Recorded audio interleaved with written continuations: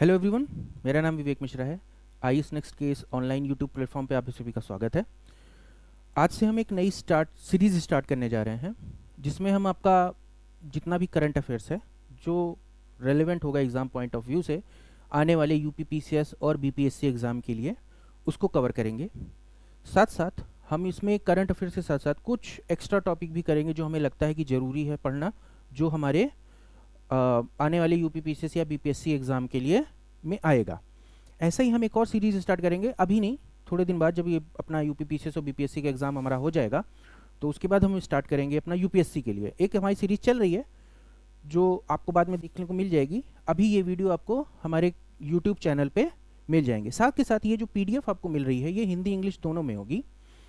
ये भी आपको हमारे ऐप पे फ्री ऑफ कॉस्ट मिल जाएगी और हमारे टेलीग्राम चैनल पे अगर आप हमारी ऐप ज्वाइन कर लेते हैं तो आपको एक्स्ट्रा कंटेंट भी उस पर और मिल जाएंगे।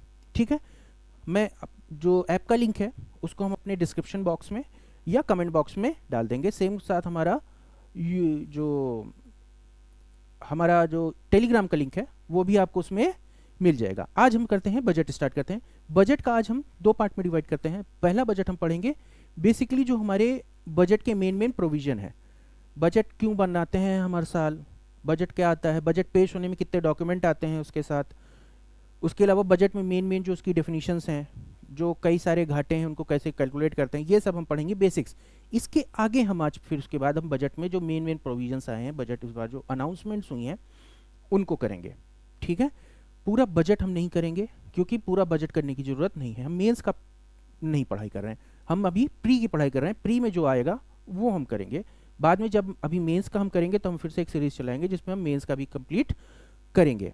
ठीक है, अभी हम सिर्फ किस पे फोकस करेंगे, प्रीलिम्स पे, क्योंकि बहुत ज़्यादा दिन बचे नहीं है। 13 तारीख को हमारा बीपीएससी का पेपर है और 22 तारीख को हमारा यूपीपीसीएस का पेपर है। ठीक है, तो चलिए स्टार्ट करते हैं। पहला चीज़ हम स्टार्ट करते हैं हमारा बजट दस्तावेज। बजट में कुल कितने दस्तावेज प्रेजेंट होते हैं, तो बजट में ए से लेके के तक के दस्तावेज प्रेजेंट होते हैं। ठीक है, प्रस्तुत किए जाते हैं, जिनको अगर हम अपना गिने तो कुल मिला के 11 होते हैं। ठीक है, तो पहला बजट हम क्यों पेश करते हैं, तो एक तो लेखा जोखा प्रेजेंट होता है उसके लिए। दूसरा हमारे कॉन्स्टिट्यूशन में मैंडेट किया हुआ है आर्टिकल 112 के अंदर कि हमें वित्तीय फाइनेंशियल अपना जो लेखा जोखा उसको साल में हमें देना है। ठीक है, तो हमें कौन से आर्टिकल में दिया हुआ है, 112 में दे रखा है हमको। ठीक है, हमारा बजट वर्ष क्या होता है, 1 अप्रैल से 31 मार्च तक होता है। पर बजट का प्रेजेंट होता है फरवरी में होता है। बजट कब होता है, फरवरी में आता है। तो पहले एक अनुदान की मांग होती थी, वोट ऑन अकाउंट, पहले अनुदान मांगा जाता था। क्यों, क्योंकि अप्रैल में हो रहा होता है, उसी समय बजट आता था, तो आगे काम चलाने के लिए हमें कुछ लेना पड़ता था। बट अब वो हम नहीं करते। बट इस साल वो काम किया गया है। कारण क्यों है, क्योंकि इस साल 2 बार बजट आया है। इस साल कितनी बार बजट आया है, 2 बार आया है। एक बार आया है इंटरिम बजट। इंटरिम बजट क्या होगा, इंटरिम काल के लिए, मतलब 3 महीने, जब तक हमारे इलेक्शन नहीं हुए तब तक के लिए वो बजट था। उसके बाद सरकार चुन के आ गई और उसके बाद फिर उसने अपना दूसरा पूरा बजट दिया। तो जितने समय के लिए वो इंटरिम बजट एप्लीकेबल था उतने समय के लिए हमारा कौन सा क्या करना पड़ा, पैसा चाहिए था ना, पार्लियामेंट की अप्रूवल चाहिए। तो उसके लिए हमने क्या किया, पार्लियामेंट से उसको पास कराया। कितने दिन के लिए, 3 महीने के लिए। तो पहले ये होता था, जो पहले काम था वो अब किस में होता है, हमारे इंटरिम बजट में होता है। बाकी हमारे जो अब नॉर्मल बजट है उसमें वो नहीं होता है। ठीक है ना, अभी उसको भी हम आगे पढ़ेंगे, क्या कहते हैं, किस आर्टिकल में लिखा हुआ है वो, ये सब भी अभी हम देखेंगे। ठीक है, फिर दूसरा जो पेपर होता है वो कौन सा होता है, अनुदान मांग। दूसरा पेपर कौन सा होता है, अनुदान मांग। इसमें क्या होता है, इसमें एक मिनट, ठीक है, अनुदान मांग, इसमें क्या होता है, अनुमान दिए जाते हैं। किस किस चीजों के, देख लीजिए, निधि से व्यय के अनुमान जो बजट वितरण में शामिल होते हैं और जिन्हें लोकसभा द्वारा मतदान में प्रस्तुत किया जाता है। इन अनुदानों के लिए मांगों के रूप में प्रस्तुत किया जाता है। किस रूप में प्रस्तुत किया जाता है, मांग के रूप में प्रस्तुत किया जाता है। मैं एक बार हट जाता हूं, आप इसको एक बार स्क्रीनशॉट ले लो या इसको लिख लो, उसके बाद हम समझते हैं। ठीक है, लिख लिया होगा आई होप। आगे चलते हैं।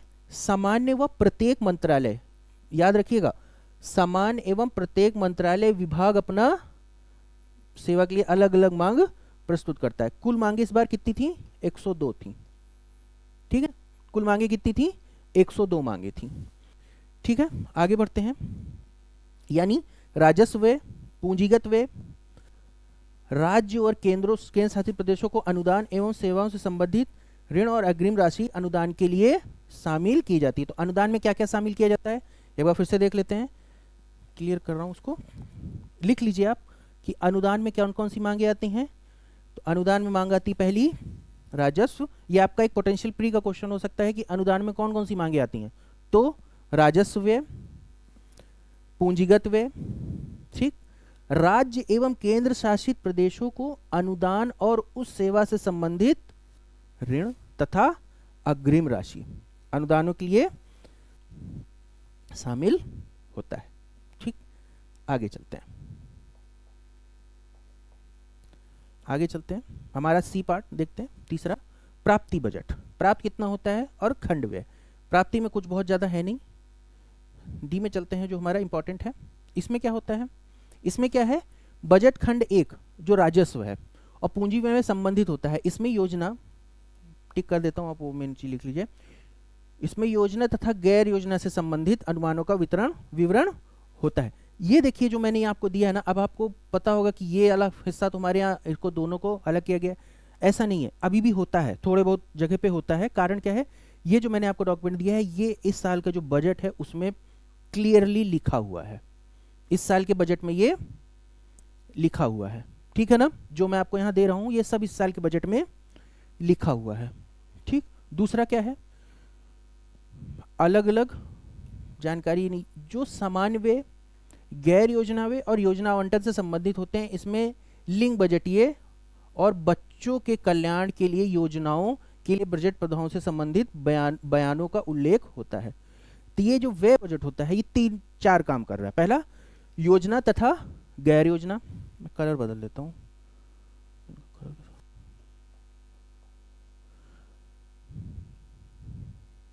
ये कलर दिख रहा है ना, हाँ बढ़िया से, ठीक है। तो योजना, गैर योजना, जेंडर बजट, इंग्लिश में जेंडर बजट कहते हैं, हिंदी में लिंग बजटिंग, और बच्चों के कल्याण ना, इसको कहते हैं चाइल्ड वेलफेयर इंग्लिश में। ठीक है, ये जो मैंने आपको ये लिखा हुआ है ये मैं हिंदी में पढ़ा रहा हूँ, मैं इंग्लिश में बोलूंगा भी, बट ये इंग्लिश में भी है। आपको ये पीडीएफ मिलेगी तो दोनों पार्ट मिलेगी आपको। ठीक है, चलिए आगे चलते हैं।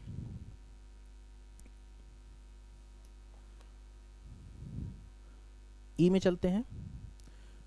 अब बजट व्यय खंड 2, पर उससे पहले देखते हैं वित्त विधेयक। वित्त विधेयक हमारे किस में लिखा हुआ है, पार्ट 110 ए में। ठीक है, वित्त विधेयक, वित्त विधेयक संबंधी अनुच्छेद इसमें हो पूरा करने के लिए प्रस्तुत किया जाता है, जो बजट में प्रस्तावित करों के परिवर्तन, उन्मूलन, छूट, संशोधन एवं विनिमय का विवरण देता है। ठीक है, फिर से देख लीजिए, वित्त विधेयक में कौन कौन से विवरण होते हैं। पहला, प्रवर्तन, दूसरा उन्मूलन, तीसरा उसमें छूट, चौथा संशोधन या विनिमय। इन 4 चीजों का विवरण हमारे वित्त विधेयक जो 110(1)(a) में होता है। क्वेश्चन आ सकता है कि इसमें कौन कौन से होते हैं, तो यह सिंपल आ सकता है कि हमारे वित्त विधेयक में कौन कौन से होते हैं, तो ये 4 होते हैं। ठीक है, कोई गलत नहीं कहेगा क्योंकि हमारे बजट में ही लिखा है, जो गवर्नमेंट प्रस्तुत करती है उसी में लिखा हुआ है। ठीक, वित्त विधेयक में प्रावधानों की व्याख्या करने का एक अलग से एक पेपर आता है, वो लिखा हुआ है। और हमारा ये व्यय देखते हैं, व्यय अनुदानों के लिए मांगों में प्रस्तावित व्यय, जो अनुदान जो होते हैं ना मांगे जाते हैं। अब अनुदान मैंने आपको बता दिया इस बार कितने पूरे समय के लिए अनुदान मांगे गए, कभी कभी आधे समय के लिए भी मांगे जाते हैं। उद्देश्यों को समझने के लिए विभिन्न प्रमुख कार्यों पर व्यय के मदों का संक्षिप्त विवरण होता है, तथा पिछले वर्ष में संशोधन अनुमान और वर्तमान वर्ष के बजट अनुमानों में अंतर के कारणों को साथ दिया जाता है। ठीक है, इसमें क्या होता है, बेसिकली कुछ नहीं है लिखा, ये लिखा हुआ है कि जो पिछले साल, जो कोई साल इसी साल शुरू हो रहा है तो उसके बारे में बताया जाएगा। अगर कोई पिछले साल से शुरू है कार्य तो पिछले साल जो उस पर खर्च हुआ उसका संक्षिप्त विवरण दो। प्लस दूसरी चीज, जो पिछले साल हुआ था खर्च, उससे आगे का अब जो काम है, अब उसमें क्या हो रहा है, उतना ही पैसा चाहिए कि उससे कम पैसा चाहिए कि उससे ज़्यादा पैसा चाहिए, उसका भी विवरण यहाँ पे हमें देना पड़ेगा। यही यहाँ लिखा हुआ है और कुछ नहीं है। ठीक, बजट के बाद बजट के प्रमुख बिंदु, इसमें जो सबसे इंपॉर्टेंट है ये रहा, जो हमारा FRBM एक्ट है,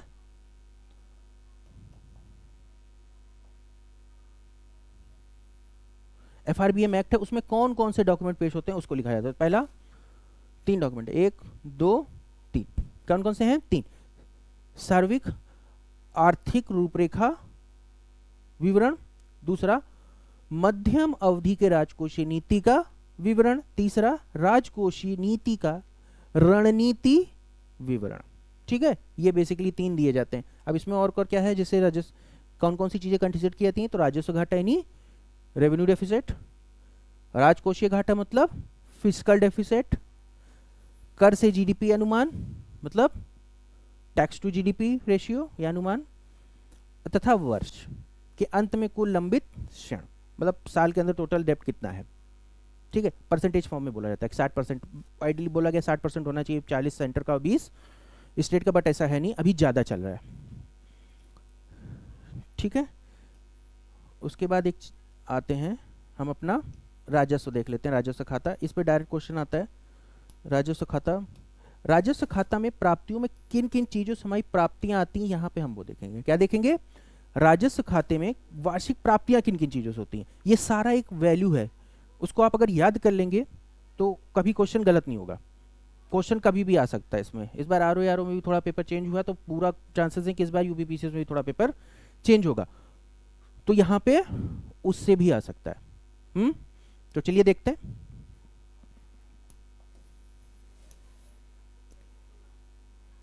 राजस्व में कौन कौन सी चीजें इंक्लूड होती हैं, आइए देख लेते हैं। पहला, वस्तु और सेवा कर यानी गुड्स एंड सर्विस टैक्स, ये टैक्स रेवेन्यू है। आपको ठीक से दिखने तो मैं जूम कर दूं, रुकिए एक मिनट।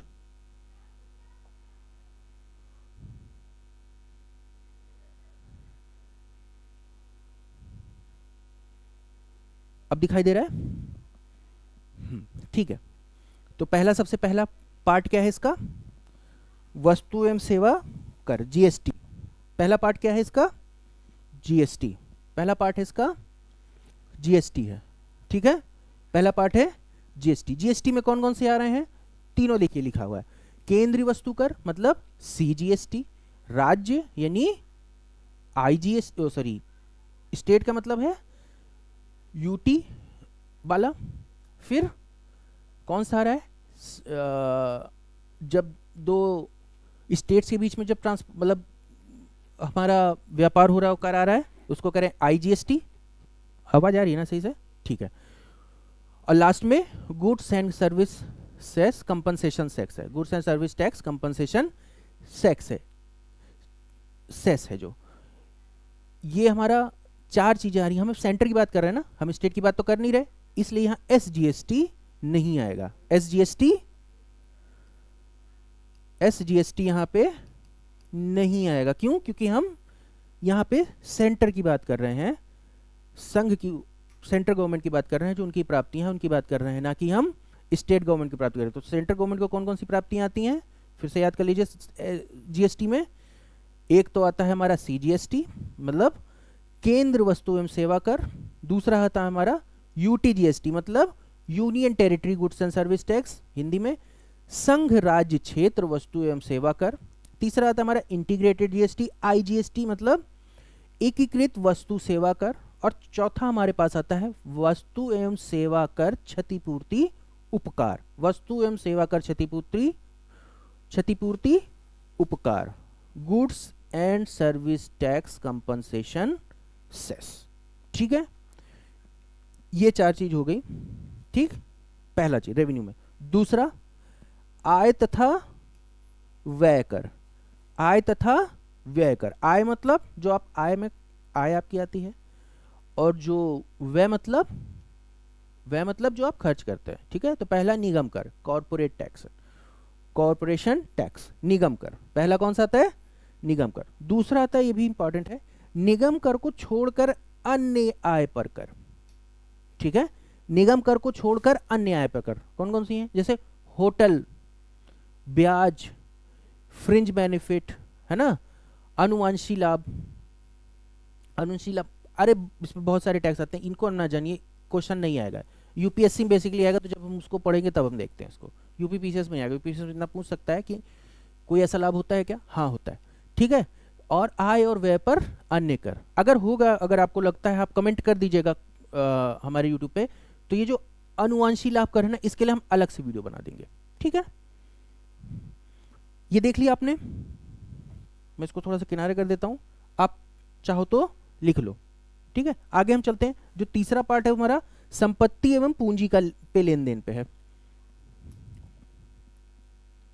संपत्ति एवं पूंजी के लेन देन मतलब स्टैम्प ड्यूटी, स्टैम्प ड्यूटी या रजिस्ट्रेशन फीस।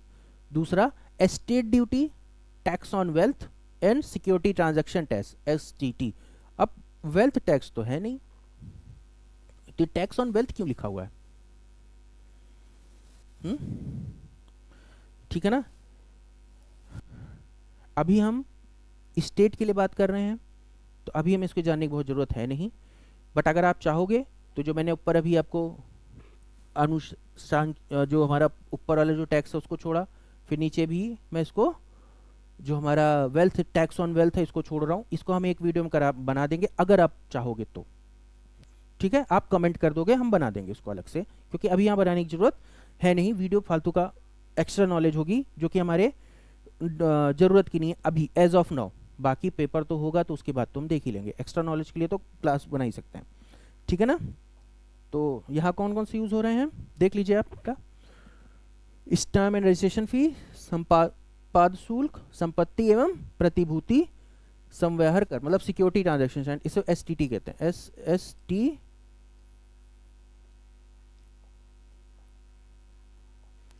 एसटीटी कहते हैं, ठीक है ना। बेसिकली शेयर मार्केट में शेयरों के खरीद फरोख्त पे लगता है, दोनों पे लगता है, आप खरीदते हो तब भी ये लगता है और बेचते हो तब भी ये लगता है। तीसरा देखते हैं, तीसरा है वस्तु एवं सेवा कर के अलग अन्य सर्विसेज मतलब कमोडिटीज एंड सर्विसेज जो गुड्स एंड सर्विस टैक्स के अंदर हैं, जैसे बैंकिंग कैश ट्रांजैक्शन टैक्स, ये आ गया है नया। इसको मैं आपको बताना चाहता हूँ तो बता दूंगा, बट एक बार आप भी इसको देख लेंगे तो अच्छा रहेगा कि कितनी क्वांटिटी के बाद ये लगता है, कितना टैक्स, कितना पैसा अगर आप बैंक से निकालेंगे जमा करेंगे तो ये टैक्स लगने लगेगा, कुछ करोड़ में है, ठीक है ना। दूसरा है कस्टम, तीसरा है union excise, sales tax, service tax and other taxes. ये सारे टैक्स हमारे रेवेन्यू में इंक्लूड होते हैं। और ये हमारा कौन सा डेटा है, ये बजट का ही डेटा है, जो मैंने बजट का ही किया है, ठीक। उसके बाद आराम से tax on union territories without legislation, फिर ग्रॉस टैक्स रेवेन्यू होता है हमारा। लास्ट में आते हैं हम सोशल एंड कम्युनिटी सर्विसेज। देखिए इसको अगर हम बंद करें ना तो ये ऐसे बनता है, इतना सारा हमारा टैक्स का लेखा जोखा है। इसको आप डाउनलोड करेंगे तो आपको ये मिल जाएगा टोटल पूरा, ठीक है। ये ठीक, ये रहा जो बी पार्ट हमारा नॉन टैक्स रेवेन्यू, वो तो सारा हमारा टैक्स रेवेन्यू था। ये इधर हमारा जो लिखा है इसको कहते हैं हम नॉन टैक्स रेवेन्यू, ज़्यादा अच्छा दिखा देगा, वो दिख रहा है, हाँ। ये है हमारा non tax revenue. Non tax revenue कौन कौन से आ रहे हैं हमारे, देख लेते हैं एक बार। पहला currency, coinage and mint and other मतलब फिजिकल सर्विस, राजकोषीय सेवाओं से जो हमको रेवेन्यू मिल रहा है। उसके अलावा इंटरेस्ट, डिविडेंड या प्रॉफिट से, इंटरेस्ट जो हमने गवर्नमेंट ने लोन दे रखा है स्टेट को देती है, उसके अलावा दूसरे देशों को दे रखा होता है या दूसरे देशों को लोन दे रखा होता है। कभी कभी दूसरे देशों में कुछ वित्तीय संस्थान है, उनको में भी कुछ पैसा पार्क किया होता है तो उनसे भी मिलता है। या किसी जैसे आरबीआई ने किसी सेंट्रल बैंक में अपना पैसा रख दिया तो वहाँ से उसको कुछ मिल रहा होगा इंटरेस्ट, अल्टीमेटली आएगा किसके पास, सेंट्रल गवर्नमेंट के पास, तो वही इन्होंने लिख रखा है, ठीक है। Interest from state and union territory लिखा है ना। Other interest and dividend profit, dividend क्या होता है, जब सरकार का जहाँ पे हिस्सा है वहाँ पे डिविडेंड मिलता है प्रॉफिट का, और बाकी जो कंपनी उनकी है उससे जो आता है वो प्रॉफिट होता है, ठीक है। अदर नॉन टैक्स रेवेन्यूज, ये बहुत सारे हैं, इन्हें हमें जानने की ज़रूरत नहीं है क्योंकि ये बहुत ही इनसिग्निफिकेंट हैं, जो सिग्निफिकेंट है उन्हें पूछता है वो। फिर जनरल सर्विसेज जैसे पब्लिक सर्विसेज हैं, इनसे मिलता है, और पब्लिक सर्विस बहुत सारी हैं, इनसे हमें रेवेन्यू आता है, जैसे पब्लिक सर्विस कमीशन से, है ना, पुलिस से, जेल से, सप्लाई एंड डिस्पोजल, स्टेशनरी, मतलब यहाँ पे अदर सारी चीज़ें हैं। ये एक्स्ट्रा वाले हैं, ये इनसिग्निफिकेंट है, इतने ज़्यादा है नहीं, इनसे क्वेश्चन नहीं बने क्योंकि इनका बहुत ज़्यादा परसेंटेज होता नहीं है। क्वेश्चन पेपर में आपके वही आता है जिसमें परसेंटेज, मतलब ये जो जिनका कंट्रीब्यूशन बहुत ज़्यादा होता है। आगे आते हैं, ये जो नीचे लिखा हुआ है ये सारे कैसे हैं, ये सारे आपके टैक्स रेवेन्यू हैं। ऊपर जो ये वाला था ये आपका नॉन टैक्स रेवेन्यू था, ठीक है। ये अभी जो नीचे लिखे हैं टैक्स रेवेन्यू है, ये नॉन टैक्स है, ये सारे आपके नॉन टैक्स हैं, ठीक है ना।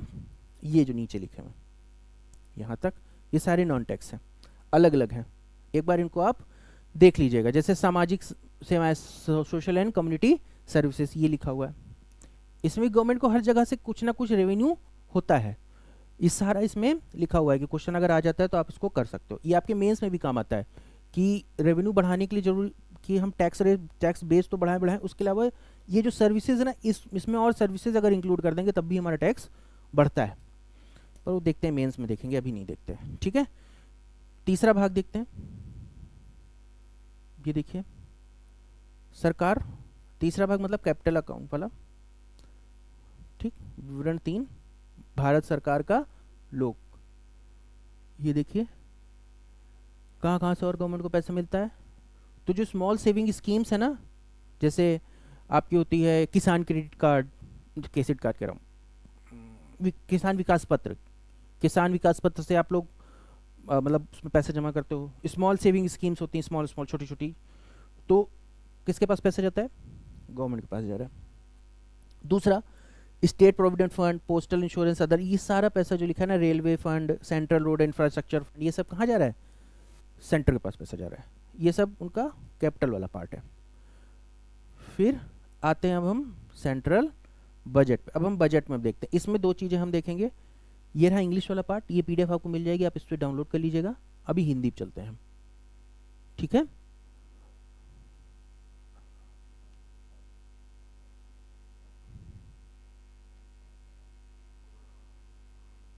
ठीक, बेसिकली बजट हमारा तीन, एक तो 112 में लिखा ही हुआ है एनुअल फाइनेंशियल स्टेटमेंट, दूसरा 113 और तीसरा 110। ये वाला 110 और 112 आप पढ़ चुके हो, तीसरा अभी नहीं पढ़ा है, तेरा इसी ही ग्रांट कहते हैं। अभी अनुदान इन्हीं 113 में ही लिखा हुआ है, कितनी अनुदान, 114 मैंने बताई थी, 113 आर्टिकल में ये लिखा हुआ है, ठीक। अनुच्छेद 266 क्या है, क्या है, लोक लेखा, है ना, लोक लेखा। अनुदान की मांग देखिए अब वही है, अभी मैं जो आपको बता रहा था, अनुदान की मांग कहाँ होती है, संविधान के अनुच्छेद 113 आदेश करता है कि भारत की संचित निधि से, कंसोलिडेटेड फंड कौन सा है 266, होने वाले व्यय के अनुमान जिसे वार्षिक वित्तीय विवरण में शामिल किया गया, जिसके लिए लोकसभा स्वीकृति आवश्यक करता है, टोटल कितने हैं 102। इस साल के बजट में कितनी मांगे थी 102, तो याद रख लिएगा इस साल के बजट की मांगे कितनी है 102 है, ठीक है। आगे बढ़ते हैं इसमें, हाँ ये भी देख रहे हैं, लेखांकन वर्गीकरण, लेखांकन मतलब अकाउंटिंग होती कैसे, वो हमारे अनुच्छेद 150 में लिखा हुआ है, ठीक है ना। वार्षिक वित्तीय विवरण में प्राप्तियों और संवितरणों का अनुमान तथा अनुदान की मांगों में व्यय का अनुमान संविधान के अनुच्छेद 150 से होता है, ठीक। तो हमें 5 अनुच्छेद पता चले, पहला 112, 113, 110 का, 150, 266, ठीक, 67 भी है, 65 भी है, एक बार आप देख लीजिएगा, ठीक है। अभी हम बजट कर रहे हैं तो बजट से ही रिलेट करते हैं, जब पॉलिटी पढ़ेंगे तो उसको हम बता देंगे, ठीक है। फिर एफआरबीएम एक्ट, यह भी मैं आपको बता ही चुका हूं, ठीक है। आगे चलते हैं, अब हम आते हैं हमारा इस बार का बजट क्या है, हमारे बजट पे आ जाते हैं मेन बातों पे जिस पे डायरेक्ट क्वेश्चन बनेंगे हमारा। तो पहला तो चीज हमारा बजट का है कि हमारी मुख्य विशेषताएं क्या हैं, उन्हीं को भारत ने इस बार हमारे 4 जातियों का नाम बताया है कि भारत में मुख्य 4 जातियों पे ध्यान देना है। यही हमारी मुख्य ध्यान देने की चीजें भी हैं, जिस पे ध्यान सबसे ज्यादा तो सरकार को ध्यान देना चाहिए, क्योंकि जिससे हमारा देश आगे बढ़ेगा। पहला है गरीबी। ठीक है, गरीबी। एक मिनट, पेन कलर बदल लेता हूं। नहीं, ये भी नहीं सही है। हाँ, पहला गरीबी। गरीबी पहला देखते हैं। दूसरा है महिलाएं। दूसरा है महिलाएं। तीसरा है हमारा युवा। और चौथे हैं अन्नदाता, मतलब किसान।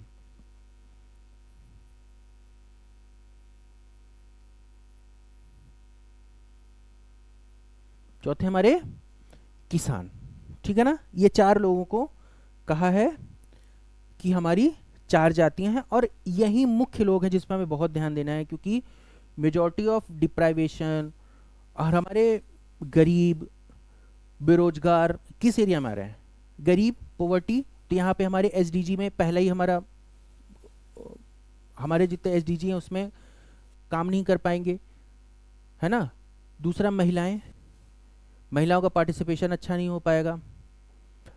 हमें पता है कि अगर महिलाओं को हमने अपने वर्कफोर्स में नहीं उतारा या नहीं लाया तो हमें जीडीपी में बहुत लॉस भी होगा। आपको दिख रहा है?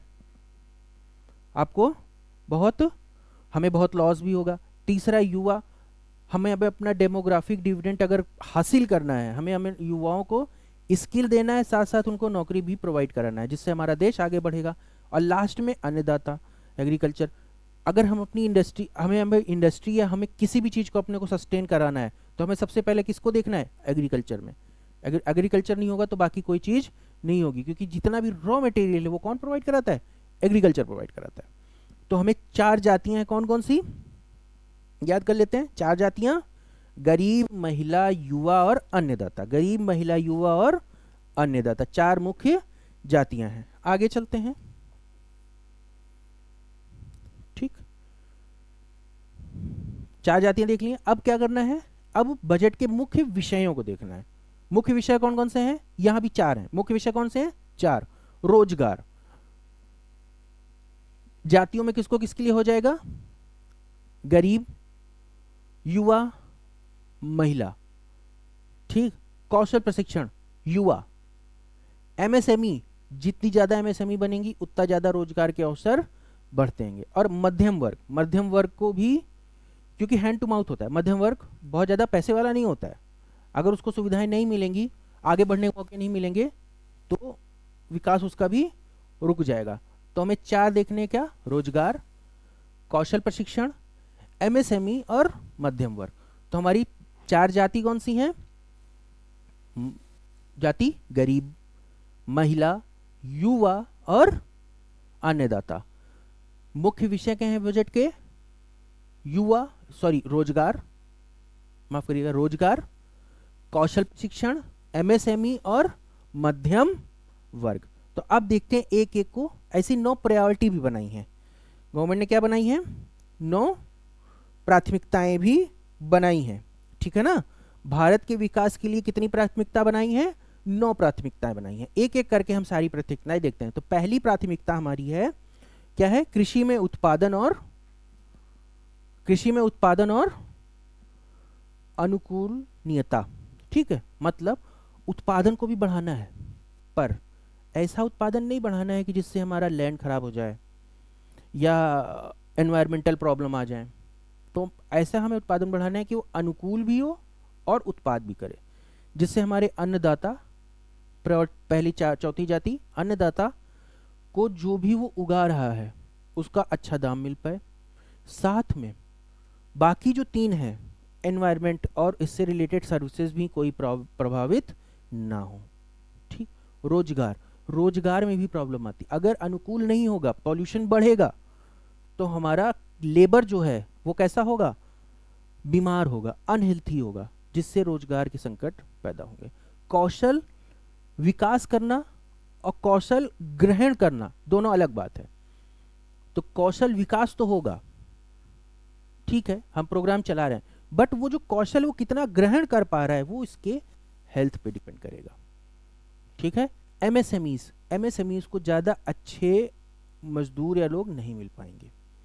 तीसरी चीज, चौथा जो है मध्यम वर्ग, वही तो है जो हमारे लेबर मार्केट का सबसे बड़ा प्रोवाइडर है। उसके अलावा ये तो हो गया एनवायरनमेंट से रिलेटेड, बहुत छोटा सा मैंने आपको एक हिंट दिया है, बाकी मेंस में इसको करेंगे कि कैसे इसको कहाँ यूज़ कर लेंगे हम। पहला चीज़ जो है हमारा जो प्रोडक्शन है, हमारी जो पॉपुलेशन है वो दिन ब दिन बढ़ रही है और अभी भी बढ़ती रहेगी। 2040 तक तो एटलीस्ट बढ़ेगी, 2041 के बाद शायद स्टेबलाइजेशन है। तो जैसे जैसे बढ़ रही है, लैंड तो हमारे पास लिमिटेड है, तो लिमिटेड लैंड में हमको प्रोड्यूस भी करना है, बट अनसस्टेनेबल तरीके से प्रोड्यूस करेंगे तो वो लैंड भी हमारे पास नहीं बचेगी। तो हमें कौशल विकास भी करना है। कौशल विकास सिर्फ एक जगह नहीं करना है कि हमने उठा के सिर्फ इंडस्ट्री के लिए कौशल विकास किया, खेतों के लिए भी कौशल विकास करना है कि खेती में भी कौन कौन से नए कौशल, क्या नई टेक्निक, नई पद्धति के साथ साथ कृषि की जाए। उसके अलावा लोगों को जब नई नई कृषि के बारे में आप समझाएंगे तो वो भी कौशल विकास ही है। ठीक है ना, एमएसएमईज को भी लगाना है कि कृषि से रिलेटेड, देखिए ये चारों चीजें हमारे हर क्षेत्र में यूज होती हैं, तो हर क्षेत्र में हम इनका शब्द का यूज करेंगे, हर जगह इनकी अलग अलग महत्वपूर्ण योगदान है और उनके अलग अलग बिंदु भी हैं। बट ये जो मैं थोड़ा सा बता रहा हूँ आपको, इसलिए बता रहा हूँ क्योंकि क्वेश्चन आ सकता है कि क्या इससे रिलेटेड है, नहीं तो बाकी चीज़ ये सब मेंस का काम है, जब मेंस में आंसर लिखते हैं कि कैसे इसको और अच्छे से बढ़ा पाएं। ठीक है, तो बेसिकली 4 है हमारे पास मुख्य विषय, क्या क्या है, रोजगार, कौशल प्रशिक्षण, एमएसएमई और मध्यम वर्ग।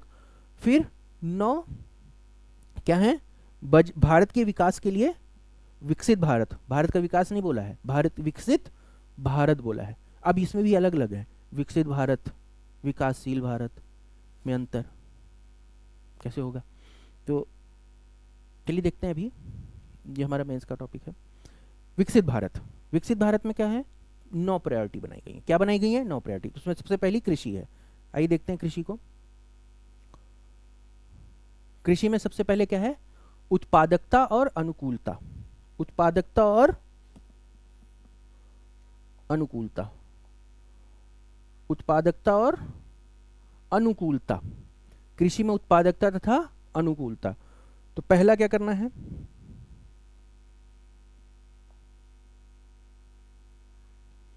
दिख रहा है,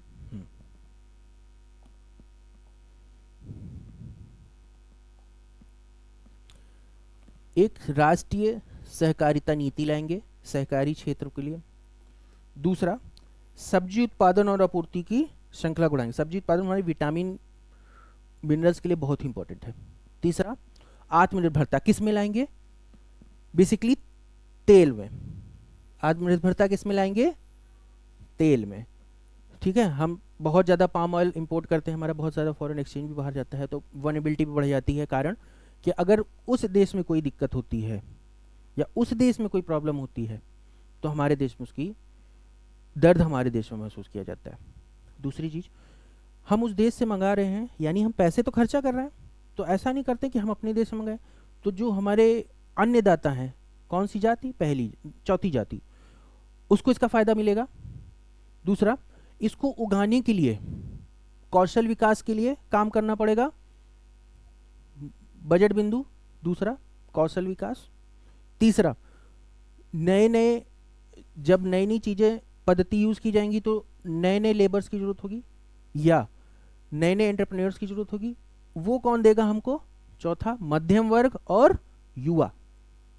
ठीक है, इस नई पद्धति के लिए को यूज़ करके जो नए नए प्रोडक्ट बनाएंगे वो कौन बनाएगा, एमएसएमई। ठीक है, तो यही किया गया है। इसके लिए गवर्नमेंट ने क्या किया था, इसी साल कुल 109, याद रखिएगा, 109 नई प्रजातियों का उच्च पैदावार और जलवायु अनुकूल, 109, ऊपर ही कर देता हूँ दिखेगा अच्छे से, ये देखे लिखा है, नई किस्मों की शुरुआत करना। क्या, इस बार किसान की खेती बाड़ी के लिए 32 कृषि और बागवानी फसलों की, तो टोटल कितनी फसलें हैं, 32, और किस्म कितनी है, 109। ठीक है, खेती बाड़ी के लिए 32 कृषि और बागवानी फसलों की 109 नई उच्च पैदावार वाली और जलवायु अनुकूल किस्म जारी की गई हैं। ठीक है, पीएम मोदी ने ही इसको जारी किया था। उसके बाद आगे देखते हैं और कृषि में क्या करेंगे। देखिए अनुकूलता को, ये तो क्या है पहला वाला, ये हमारा उत्पादकता से रिलेटेड है। अब अनुकूलता से देखते हैं, अनुकूलता वाले कौन कौन से हैं। पहला प्राकृतिक कृषि, नेचुरल फार्मिंग, इंग्लिश में कहते हैं नेचुरल फार्मिंग, प्राकृतिक कृषि। क्या करना है, अगले 2 वर्षों में पूरे देश में 1 करोड़ किसानों को प्रमाण पत्र तथा ब्रांडिंग द्वारा सहायता देकर प्राकृतिक कृषि शुरुआत कराई जाएगी। तो कितना टारगेट है, 2 साल में 1 करोड़, 2 साल में 1 करोड़। फिर से देखिए 2 साल में 1 करोड़ प्राकृतिक कृषि कितनों कराएंगे, 2 साल में 1 करोड़। आगे 10,000 आवश्यकता आधारित जैव, 10,000 मतलब बेसिकली 10,000 आवश्यकता आधारित, ठीक है ना, जैव आदान संस्थान स्थापित किए जाएंगे। ठीक, नेक्स्ट है झींगा उत्पादन तथा निर्यात, इंग्लिश में प्रॉन कहते हैं। ठीक है, झींगा खेती, झींगा के लिए देखो अगर ये अच्छे से होता है ना तो हमारा जो फूड प्रोसेसिंग इंडस्ट्री जो मेंस का टॉपिक है वो भी बहुत अच्छा हो जाता है। तो आप ये जान लीजिएगा गवर्नमेंट ने इस बार इसको इतना अच्छे से दिया है तो आपका मेंस में भी एक क्वेश्चन जरूर आने वाला है अगले साल या इस साल। अब तो इधर का हो गया है, मेंस का एक क्वेश्चन जरूर आएगा। ठीक है, नेक्स्ट है डिजिटल, डीपीआई, डिजिटल सार्वजनिक अवसंरचना, डिजिटल सार्वजनिक अवसंरचना, डीपीआई, डी बने डिजिटल, पी आई। ठीक, 3 वर्षों में किसानों और उनकी जमीन को शामिल करने के लिए डीपीआई कितना है, 400 जिलों को रखा जाएगा। 3 साल में जब जमा करना है 400, और जन सामर्थ्य आधारित किसान क्रेडिट कार्ड जारी करना है। किसमें, जन सामर्थ्य आधारित किसान क्रेडिट कार्ड भी जारी करना। इंग्लिश में भी ये है, ऐसा नहीं है, इंग्लिश में भी है, वो नीचे आपको मिल जाएगा, डोंट वरी, मैं भी इंग्लिश वाला भी बताऊंगा। ठीक, पहला तो हो गया। तो पहला उत्पादकता, कृषि उत्पादकता और क्या नाम है, कृषि उत्पादकता और अनुकूलनीयता, कृषि उत्पादकता तथा अनुकूलनीयता। इसमें क्या क्या था, 4 चीजें हमने देख ली, एक बार रिवाइज कर लेते हैं। क्या, परिवर्तनकारी कृषि अनुसंधान, ये शायद ना है, एक राष्ट्रीय सहकारी नीति, हाँ सकता है। आत्मनिर्भरता किसमें चाहिए हमको, सरसों, मूंगफली, तेल, सोयाबीन और सूरजमुखी जैसे तिलहनों में चाहिए। किसमें चाहिए, आप मैं दिख रहा है आपको, मैं हट जाता हूं, किसमें चाहिए हमको, तिलहनों में चाहिए। किसमें, तिलहनों में, 4 में। उसके अलावा किसमें चाहिए, ये चारों याद कर लीजिएगा, क्वेश्चन आ सकता है कि बजट के अनुसार आत्मनिर्भरता किन किन में चाहिए हमको, तो सरसों, मूंगफली, तिल, सोयाबीन और सूरजमुखी। उसके बाद कौन आता है, उसके बाद हमने देखा था नई किस्म की शुरुआत करना, फसलों की शुरुआत करना। तो इसमें कौन कौन से थे, कुल 32 कृषि और बागवानी फसलें कितनी है, 32 कृषि तथा बागवानी फसलों में 109। ठीक है, फिर अनुकूलता के लिए 1 करोड़ किसानों को अगले 2 सालों में क्या कराया जाएगा, 1 करोड़ किसानों को अगले 2 साल में क्या कराया जाएगा, ट्रेनिंग दी जाएगी। ठीक है ना, तो ये याद रखिएगा। नेक्स्ट देखिए क्या लिखा हुआ है, 3 वर्षों में किसानों उनकी जमीन को शामिल करने हो तो 3 वर्षों में किसान उनकी जमीनों को शामिल करने हेतु डीपीआई, डिजिटल सार्वजनिक अवसंरचना बनाई जाएगी। 400 जिलों में डिजिटल फसल सर्वेक्षण किया जाएगा। 400 जिलों में फसल सर्वेक्षण है, 400 जिलों में फसल सर्वेक्षण है, ये देखिए 400 जिलों में डिजिटल फसल सर्वेक्षण है। और लास्ट में किसान क्रेडिट कार्ड करेंगे जन सामर्थ्य आधारित। फिर आता है हमारे पास दूसरा, विकसित भारत की दूसरी प्राथमिकता, रोजगार तथा कौशल प्रशिक्षण, रोजगार तथा कौशल प्रशिक्षण, रोजगार तथा कौशल प्रशिक्षण, रोजगार और कौशल प्रशिक्षण, ये दूसरा है। जातियों में भी देखा युवा है तो उनको चाहिए रोजगार, और बिंदु में जो मुख्य है उनमें रोजगार, युवा और रोजगार तो दोनों ही था। ठीक है, कौशल विकास भी था। तो देखते हैं, पहला, सभी औपचारिक क्षेत्रों में पहली बार रोजगार प्राप्त करने वाले, ये जरूर याद रखिएगा, कोई एक क्वेश्चन बन सकता है इसमें। इसमें 3 योजना है, का, खा, गा। तो का वाली पहले देखते हैं। क्या? का ऐसी है जो पहली बार रोजगार प्राप्त करेंगे। क्या होगा? पहली बार रोजगार प्राप्त करेंगे। तो याद रखिएगा, का मतलब पहली बार रोजगार प्राप्त करने वाले। इनके लिए क्या होगा? सभी औपचारिक क्षेत्रों में पहली बार, औपचारिक मतलब ऑर्गेनाइज क्षेत्रों में पहली बार रोजगार प्राप्त करने वाले को 3 किस्तों में 15,000 रुपए तक 1 माह का वेतन दिया जाएगा। इसमें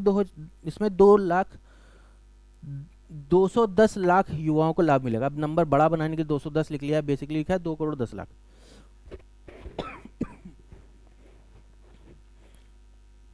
बेसिकली क्या लिखा है? 2 करोड़ 10 लाख। ठीक है ना? आगे चलते हैं। खा वाले में देखिए क्या लिखा है।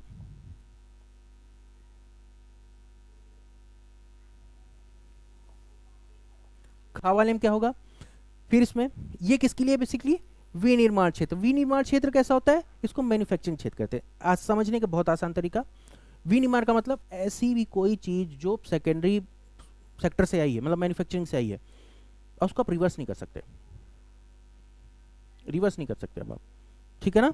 जूस बना लिया तो जूस से वापस अब उसको संतरा नहीं बना सकते आप, या सेब का जूस बना लिया तो वापस उसको बना नहीं सकते। ठीक है? एक मिनट देखिए, एक मिनट लैग कर रहा है।